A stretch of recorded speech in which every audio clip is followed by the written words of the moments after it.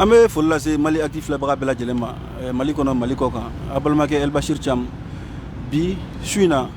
aw yɛrɛ ɲɛ b'a la su kora dɔɔni an tɔgɔmara ka se an balima maliyɛn dɔ ma maliyɛn min ni ale kun y'a kan bɔ polisiya nɔfɛ polisiya min ni o jaabi bɔra kɔsa in na nka n'a dosira don kɛra depuis 2019 donc jaabi bɔra ala ma se k'ale garisigɛ a jaabi ko in na donc a wulila bi ka na ka grève la fɛn n'o o ye ka ban balo la ko fo cogo min na a ka se ka ta polisiya kɔnɔna la an bɛna micro tɛngu a yɛrɛ la donc a ka se ka a ɲɛfɔ an ɲɛna nin ko in nana cogo di an bɛ a tɔgɔ to gundo la a tɔgɔ tɛ se ka fɔ ɲɛna an b'o to gundo la nka waleya in nana cogo min na an bɛna micro tɛngu a la ka se k'o ɲɛfɔ an ɲɛna balimakɛ ni su ni su e bɛ se k'a fɔ an ɲɛna grève la fɛn in mun y'i bila a la bi wa malin bɛ ni su bon grève la fɛn mun ye n bila a la bi parce que depuis 2019 u y'a fɔ cogo min na depuis août 2019 concours lancera u ye Bamakɔ quota kɛ 900 personnes donc an kɔni an postulé a nɔfɛ donc u ye liste u ye dépouillement kɛ u ye liste bɔ u ye épreuve sportive fɔ an t'o kɛ o banna an ye visite corporelle fɛnɛ kɛ o fɛnɛ banna an taara écrit la écrit résultat bɔra an taara médical la o kɛra laban ye donc ala kɔni y'a kɛ ne tɔgɔ ma bɔ a la parce que concours de don ni examen de don bɛɛ bɛ se ka passer mais concours la bɛɛ tɛ se ka passer donc ne tɔgɔ ma bɔ a la u ye a lancé ko mɔgɔw bɛ don don min na mɔgɔw bɛ don don min na sɔgɔmada fɛ ne solila ka taa n taara mɔgɔ kɔrɔ min bɛ don n taar'o lajɛ donc n taara yen ɲɛ b'a la mɔgɔ dɔw bɛ yen nɔ a ko k'ale tɛ concours k'ale tɛ polisiya fɛ hali ka taa fɛ u y'a jagoya k'a ladon a tilara ka boli donc o tigi yɛrɛ tun bɛ kɛnɛ kan yen nɔ wa awɔ a yɛrɛ tun bɛ kɛnɛ kan yen nɔ n yɛrɛ b'a tɔgɔ dɔn parce que n gɛrɛla a kɔrɔkɛ la mais n m'a tɔgɔ to fɛn na quoi donc ne gɛrɛla a kɔrɔkɛ la ko est ce que a tɛ ne bila a dɔgɔnin nɔ la a ko o tɛ se ka kɛ n gɛrɛla polisi dɔ fana la o fana ko k'a tɛ se ka kɛ ko fo ni n sera u ka ɲɛmɔgɔw ma bon n y'a essayé ka taa ni ɲɛmɔgɔw ka kuma n taara DGPN na u m'o taa ni yan n taara ɲɛmɔgɔ saba bɛɛ ɲɛɲini n m'a ɲɛ sɔrɔ o si la donc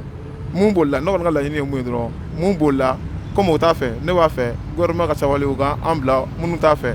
an minnu b'a fɛ u k'an bila olu nɔ la ne ka laɲini o de ye n bila nin grève la fɛn na bi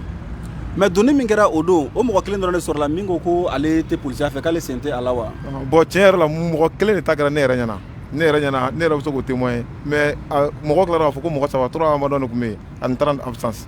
ko o de kɛra a don weleli kɔfɛ ko mɔgɔ 30 olu ma namuna minɛ donc o de kɛra polisiw ka donni min kɛra awɔ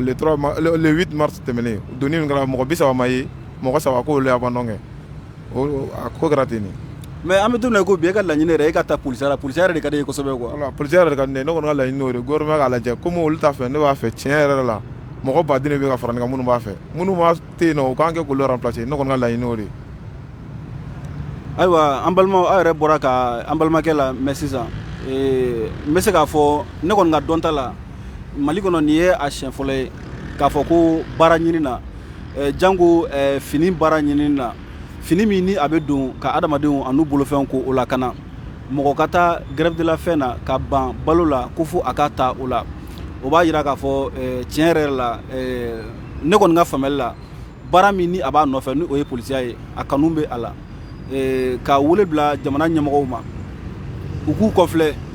maliyɛnw na parce que bibi na tentigiya yɛrɛ a kuma cayalen don kosɛbɛ aw yɛrɛ b'a dɔn critique ni fɛnw caman barika bonyalen don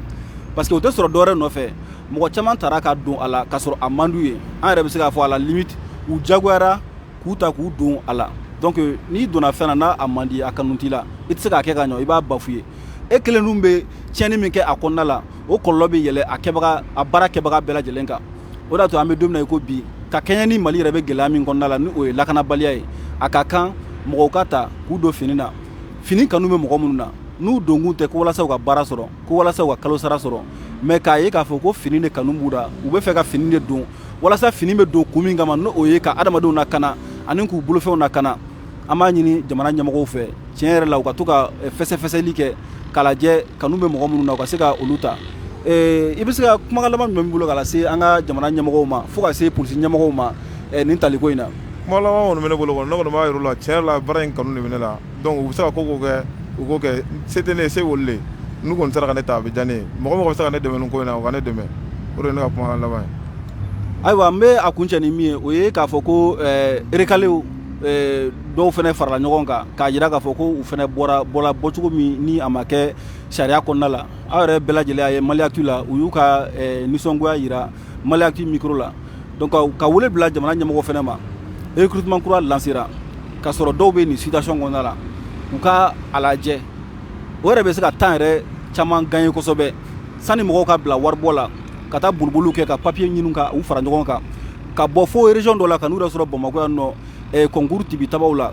u k'a jateminɛ u bɛ se ka fɛn o fɛn kɛ parce que maliyɛnw de don baara min n'u bɛ k'a ɲini jamana ka baara de don donc